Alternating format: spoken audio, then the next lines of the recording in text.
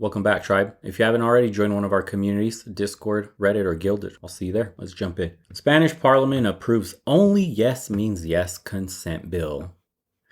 Here we go.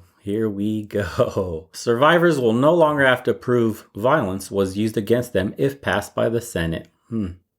Okay. This is the Minister for Equality right here, boys. This is going to be an interesting one. Spain's parliament has approved a bill that makes consent a key determinant in assault cases, freeing survivors of having to prove that violence or intimidation was used against them. The bill, popularly known as Only Yes Means Yes, seeks to tackle the nebulous definition of consent in Spanish law. In the absence of a codified definition, the law had long relied on evidence of violence, resistance, or intimidation to decide whether a criminal sexual act occurred.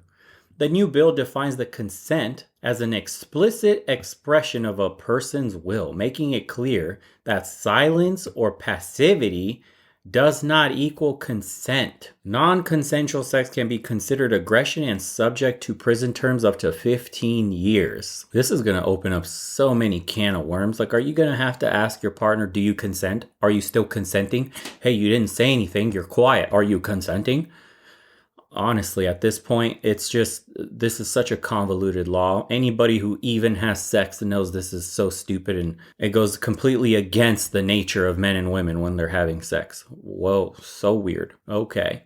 Passivity does not equal consent. Like, way to make the most vague terms possible in order to enact this law at will against men. The change was welcomed by the Minister for Equality, Irene Montero.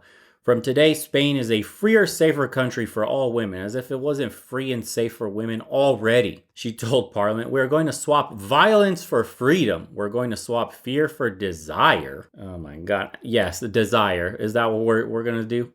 You mean asking your woman, hey, are you still consenting? Hey, just got to make sure it's going to make her desire you so much. The bill had long been championed by Spain's left-wing coalition government, with only the Conservative Popular Party and the far-right Vox Party voting against it. The draft will now face a vote in the Senate before it can become law. The draft bill includes other measures, such as obliging minors who commit sexual crimes to undergo sex ed, gender equality training, and creating a network of 24-hour crisis centers for survivors of sexual assault and their family members. The legislation traces its roots to the furor caused by a gang rape case during the San Fermin Bull Running Festival in Pamplona in 2016.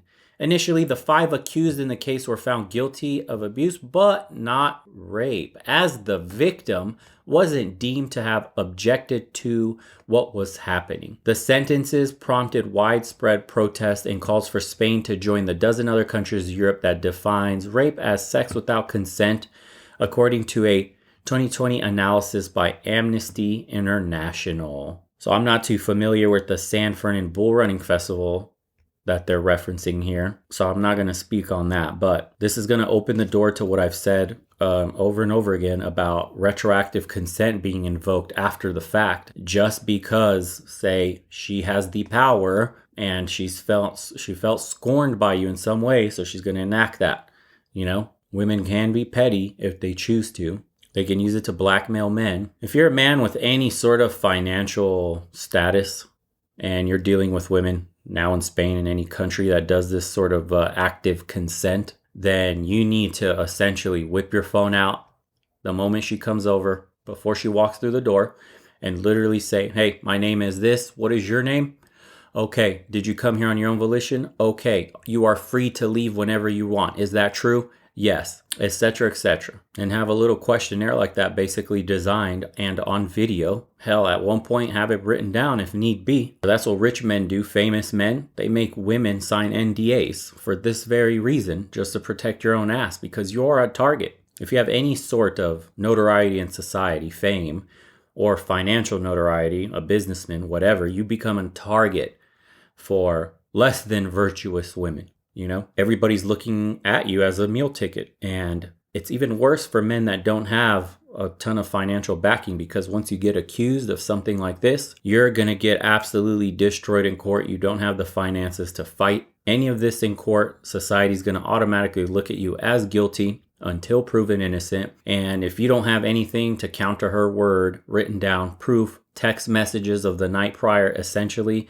nothing is going to help you in that court case. It's like the article said, by law, you used to have evidence of violence, resistance, or intimidation. Evidence of intimidation, right?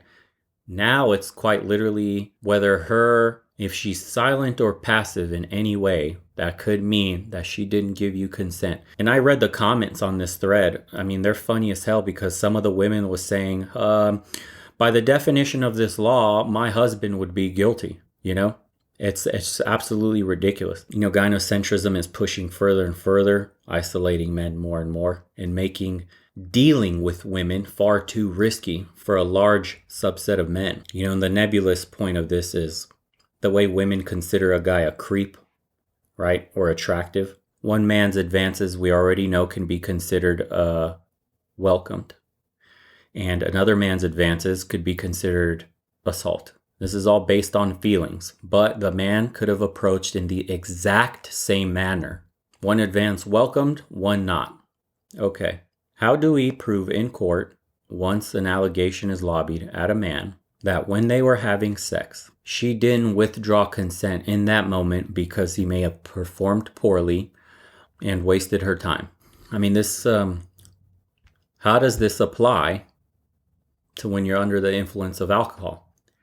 Do you still have consent as a woman? Can you still give consent under the influence of alcohol? I mean, there's a lot of questions here. In a way, it's essentially making it so it's going to be more and more important today for men to vet women properly, stay away from the crazy ones. Before you even invite her over, make sure you have text messages where she's willingly coming over. Have text messages the day after, the morning after when she leaves. Make sure you have proof in some sort of way that this was not coerced at all, just to watch your back. Start spotting the kind of women that you should be avoiding. If she's, crazy pink hair type, walk away. If she looks like a streetwalker on Instagram, posing, erotic pictures nonstop, walk away. If you take this girl out on a date or a little walk in the park or a little coffee and you're getting weird vibes, anything, if she's not enthusiastic about being there and hanging out with you, walk away.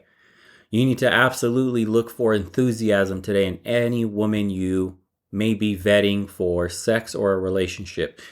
If you're constantly dragging the conversation along, that's a form of disinterest. If she doesn't respond to your texts in a fast enough manner, disinterested. If you have to drag her to basically come out and hang out with you and you got to prove yourself to her, disinterested. Walk away. These will be the kinds of women that would have the highest likelihood to lobby an accusation your way. You almost have to flip the script, live your own life, hustling and grinding, getting after it. And when a woman approaches you, or if you decide to approach a woman, if you're not getting that absolute enthusiastic, bubbly smile, is asking you questions, her eyes, her gaze is on you, she can't help but look at just you, etc., etc., etc. If you're not getting that kind of energy, you gotta walk away because you screw up either in the bedroom, you say something stupid, you don't text her the afternoon after, make her feel guilty, or the morning after, I should say, whatever. If you make her feel negative in some sort of way, she can withdraw consent, and that is your ass, boy. You're going to jail. Under laws like this, there's no protection, there's no recourse for you unless you have solid evidence in your favor. And even then, you will be dragged through the courts while you get your justice, if any at all, and you're going to suffer, may lose your job. Your friends will look at you differently. Society will plaster you all over the local news, etc., etc. You know what awaits you. So be vigilant. I'll catch you guys on the next one.